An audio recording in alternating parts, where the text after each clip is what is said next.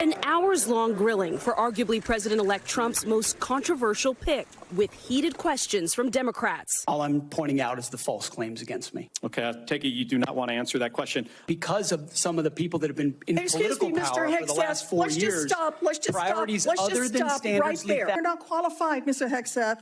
The hearing also putting a focus on allegations of controversial aspects of his faith, called out by protesters. Members of the security. Much of the outrage fueled by his tattoos, which include a symbol known as the Jerusalem cross on his chest, another saying Deus Vult, Latin for God wills it, and a common battle cry during the Crusades, the religious wars led by Catholics to convert Muslims a millennium ago. Those symbols also used by groups that associate with Christian identity.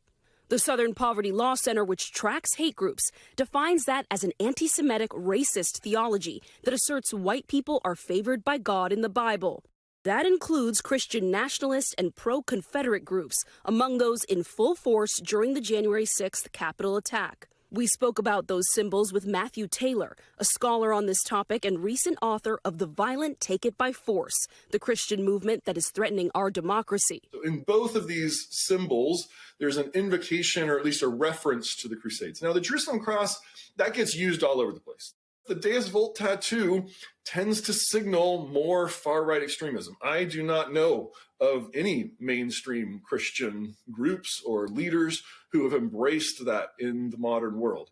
A U.S. military official told our Courtney Kuby in November that those tattoos prevented Hegseth from being on the D.C. National Guard security detail for President Biden's 2021 inauguration, out of an abundance of caution for the symbol's alleged connections to those groups. Hegseth defended his tattoos to senators, saying he's been unfairly labeled as an extremist. He did not mention the Deus Vult tattoo, but did note the Jerusalem cross even appeared at the funeral of President Jimmy Carter last week. On the front page of his program was the very same Jerusalem cross.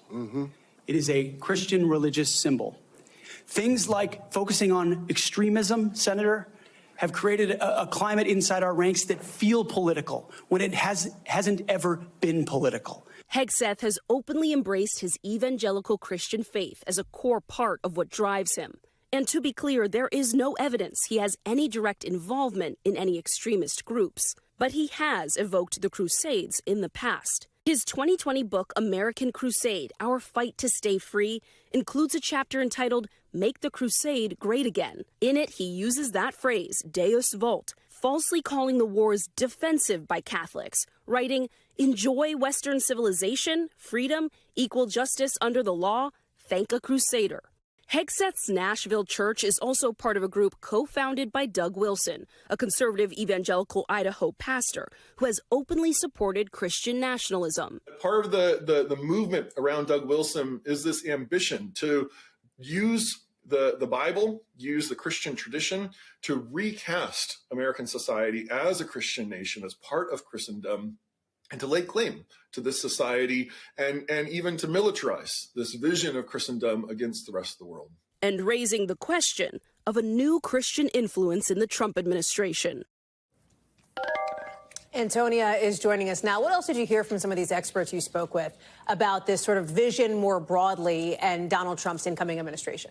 Well, Hallie, experts tell us that they believe that people who are part of these movements are going to use this second Trump administration to try to exert influence over things like policy decisions, legislation, and culture, all in an effort to try to move the country into a direction, into a vision that more closely matches their ideology and theology. But we also just heard back from that pastor, Doug Wilson, and he told us that he does believe that America should confess herself to be a Christian nation, but that he also does not believe that anything like that could be achieved through the military. We also reached out to the Trump transition team, and an official there told NBC News that while Trump respects Hegseth's faith, that wasn't a driving consideration for the job of Secretary of Defense, they say.